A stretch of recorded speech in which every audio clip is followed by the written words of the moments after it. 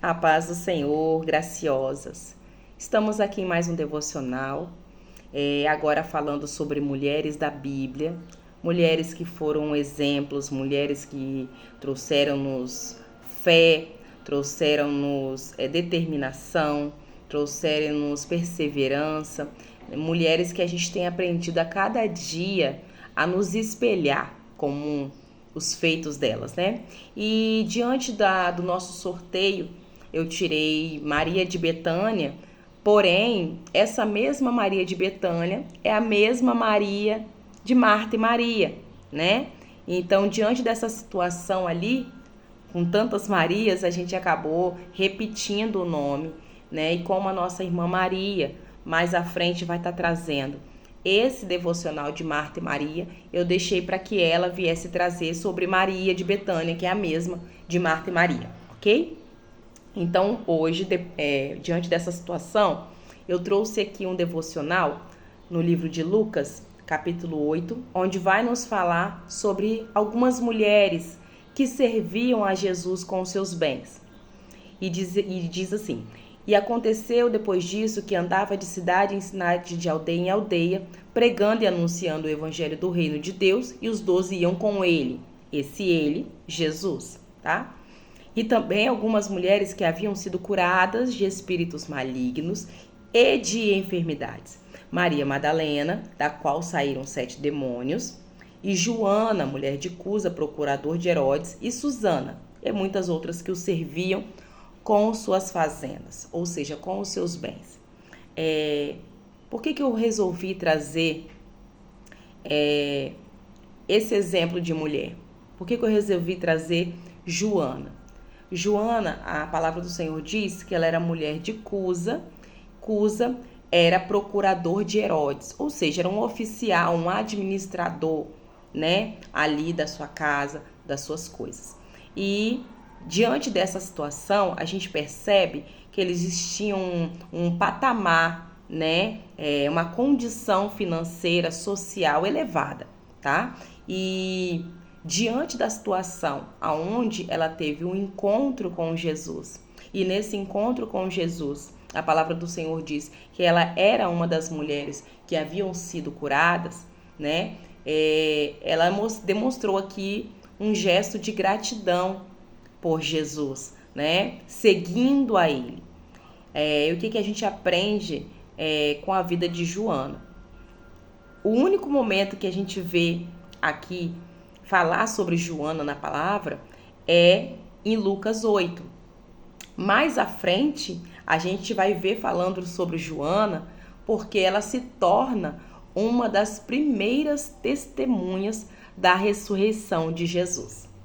E aí a gente vê o quão importante é, né, nos dedicarmos e sermos gratos ao Senhor, porque o que iremos viver mais adiante serão coisas extraordinárias e sobrenaturais. Aí aqui eu anotei para vocês que Joana, o significado do seu nome, se diz agraciada, ou que carrega sobre si a graça. Muito forte, né? E o que a gente aprende também com Joana? Joana, ela foi um apoio ao ministério de Jesus, mas um apoio silencioso. Joana não recebeu destaque, nem ela, nem as outras que andavam com Jesus, né? Jesus ali selecionou ou separou os seus discípulos para que viessem andar com ele. E ela e as outras eram mulheres que andavam também com Jesus. Porém, esse apoio era financeiro. Esse apoio, de repente, era num agasalho, de repente era em comida, de repente eram calçados, a gente não sabe, tá? Mas a palavra do Senhor é clara em dizer que essas mulheres serviam ao ministério de Jesus. Andavam com Jesus, né? E serviam a eles com os seus bens, ok? E aí o que a gente aprende aqui? Esse apoio silencioso dessas mulheres, assim como Joana, nos traz a importância de fazer algo para o Senhor sem que a gente precise ser notado, sem que a gente precise receber algo em troca, entende? No mundo ao qual nós estamos vivendo hoje, e isso eu, assim, falo generalizado, tá, irmãs? Porque quando a gente se pega, daqui a pouquinho, quando a gente percebe, a gente também tá fazendo, né? Que é o quê? Fazer as coisas para o Senhor, e muitas das vezes a gente quer ser reconhecido. Muitas das vezes a gente quer mostrar que a gente quer estar fazendo. De uma certa forma, mesmo que isso não seja intencional no nosso coração, quando a gente se pega a ver, a gente já está filmando, a gente já está tirando foto, a gente já está mostrando, né? E dependendo até onde vai isso aí, é louvável, sim, tá? Eu sou daquela que eu concordo em dizer que é louvável. Por quê? Porque se aquele que está vendo do outro lado está trazendo edificação para ele, aquilo ali está inspirando ele a querer fazer também, aquilo ali está trazendo, de repente, a lembrança daquele que deixou Jesus, aquele que se desviou do caminho, a ter saudade daquele momento que ele também lia a palavra, daquele momento que ele também buscava, daquele momento que ele também orava. Se isso está trazendo edificação, então é louvável, na minha opinião. Mas vai muito do coração, né? Vai muito do que, qual é o propósito daquilo que você está fazendo, né? É para edificar vidas? O Senhor é aquele que sonda e conhece os corações. Então, se for para edificar, amém. Mas a gente, infelizmente, percebe que muitos fazem para simplesmente ter o seu nome ali sendo destacado, ou para mostrar, olha, eu estou fazendo. Então, isso o Senhor não se agrada. E diferente disso, Joana, ela vivia no anonimato. Independente da situação dela, que era uma situação social, onde todos sabiam quem ela era, os próprios estudos dizem que ela andava com vestes e roupas discretas, para que ela não viesse chamar tanta atenção, porque esse não era o propósito e objetivo dela. O propósito e objetivo dela era andar com Jesus e servir a Ele, servir ao ministério dele. O que me chama a atenção é que dentro do ministério de Joana, o silêncio dela não atrapalhava o ministério que ela tinha. Ou seja, o que sobressaía sobre o ministério dela não era o que ela fazia, não era o que ela falava, e sim as suas atitudes. É muito forte. O que trazia a edificação da vida de Joana para com as outras pessoas era a fidelidade dela com o mestre. E aqui eu anotei para vocês que não mostra aqui a palavra do Senhor, Joana pregando, que Joana cantava, que Joana fazia isso, que Joana fazia aquilo. Mas que ela sustentava o ministério do mestre. Isso também é muito importante, irmãos. Isso aí é muito importante. E a gente traz isso para a nossa vida. De repente, você não prega. De repente, você não louva. De repente, você não é um pastor, não é um presbítero, não é um obreiro. Mas você sustenta o ministério de alguém. Você sustenta com oração, com o joelho dobrado, com choro, com lágrima.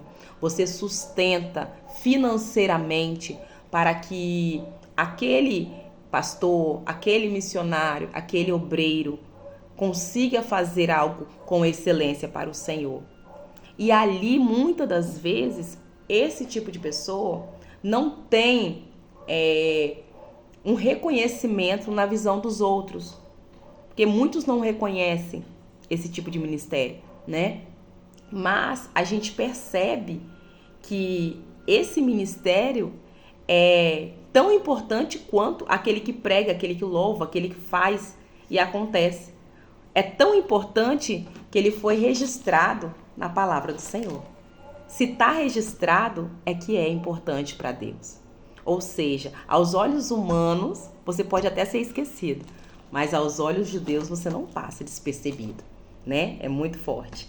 Então, Deus vê, registra e a gente precisa usar, né, o nosso recurso, aquilo que a gente tem em mãos para acrescentar, né, na vida de alguém ou no nosso ministério.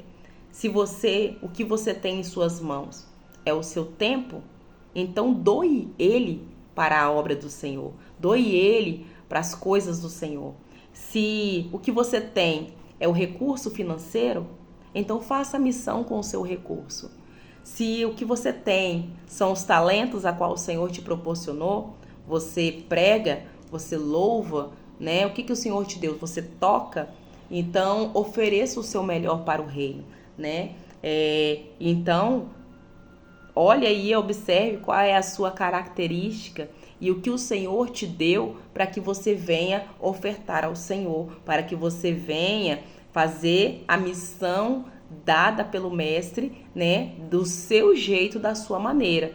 Porque muitas das vezes a gente prega, a gente louva, a gente faz e acontece, mas como que eu vou do outro lado do mundo se eu não tenho dinheiro? Então, uma coisa é feita com outra, né? E é para isso que o Senhor levanta cada um ali, na vocação em que foi chamado, não é verdade?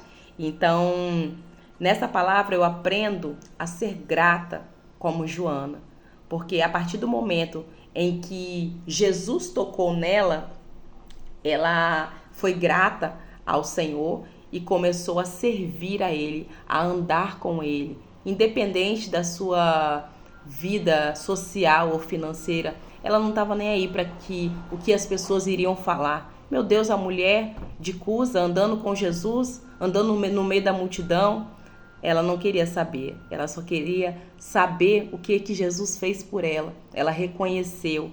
E o que eu quero dizer para você, deixar aqui sobre a sua meditação. Como você tem servido a Jesus? Como você tem sido grata ao Senhor por aquilo que Ele fez por você? Por aquilo que Ele tem feito, por aquilo que Ele faz? Como você tem servido a Ele? É com os seus bens, é com o seu tempo, é com os seus dons. Amém? Que essa palavra venha pulsar aí no seu coração e Deus venha falar mais sobre a vida de cada uma das irmãs. E eu agradeço aqui a minha oportunidade.